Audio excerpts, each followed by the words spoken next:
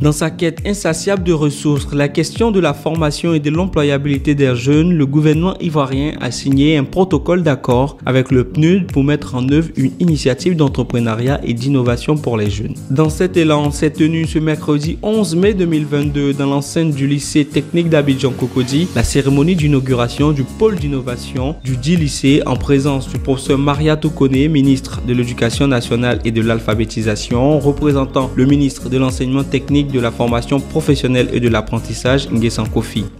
Je suis persuadé que les pôles d'innovation entrepreneuriale seront des lieux privilégiés pour le renforcement des capacités des jeunes et le partage des connaissances. Mesdames et messieurs, en résumé, le message à notre illustre hôte est simple. Le président de la République, son Excellence Alassane Ouattara, fait de l'éducation-formation une priorité. Les jeunes ont des talents à éclore. Notre secteur commun, c'est-à-dire le secteur éducation-formation, a besoin des appuis multiformes du PNUD pour se consolider après ces années de crise. Particulièrement, la formation professionnelle et technique nécessite encore plus d'équipements à déployer dans les établissements de l'intérieur du pays. Merci par avance pour les moyens supplémentaires à fournir au bureau de la Côte d'Ivoire pour appuyer les efforts du gouvernement ivoirien. Je vous remercie pour votre aimable attention.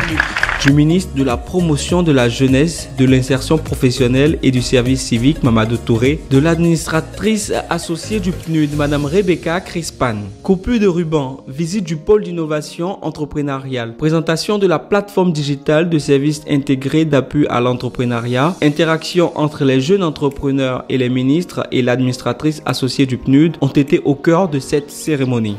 Je voudrais donc à la suite d'abord des propos de Madame la ministre de l'Éducation nationale au nom du ministre de l'Enseignement technique et tout de suite ceux de Madame la secrétaire générale adjointe des Nations Unies, exprimer toute ma fierté et ma joie donc d'être ici, surtout la qualité du travail qui a été accompli. Remercier surtout le PNUD pour le soutien qui a été apporté. Pour moi, la cérémonie de ce jour marque un peu la matérialisation concrète donc, de ce projet. Et je souhaite que dans les jours à venir, nous puissions donc accélérer pour que le maximum de jeunes dans notre pays puissent bénéficier donc, de ces installations, mais surtout de l'accompagnement nécessaire. En ce qui concerne la construction de ce joyau technologique et innovateur, c'est un coût total de 300 millions de francs CFA, soit 100 millions pour la construction et 200 millions de francs CFA pour l'équipement tout entier. C'est un sentiment de fierté d'avoir contribué à ériger ce bâtiment. Parce que, effectivement, avec toutes les personnalités qui sont venues pour l'inauguration, mes travaux étant le commencement après le ministère, nous sommes très heureux parce qu'effectivement, ça aussi va permettre d'encourager beaucoup de jeunes entrepreneurs en Côte d'Ivoire. En tant que citoyen ivoirien, déjà, c'est un sentiment de fierté.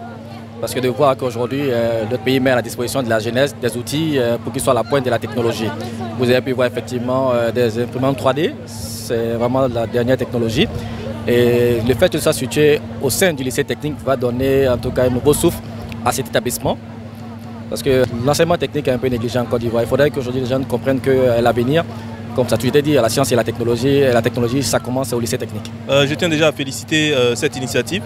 Et ça va beaucoup aussi aider les jeunes qui sont dans le domaine de l'entrepreneuriat à mieux s'imprégner à la chose, à mieux se former et à avoir également du financement. Et également à toutes ces personnes qui demandent de l'emploi, de pouvoir en trouver cette plateforme. C'est vraiment une très bonne, très belle initiative. Dans les années à venir, la Côte d'Ivoire sera encore plus performante, elle sera encore plus robuste parce que ce sont ce genre d'initiatives qui permettent en fait de pouvoir aider et développer un pays.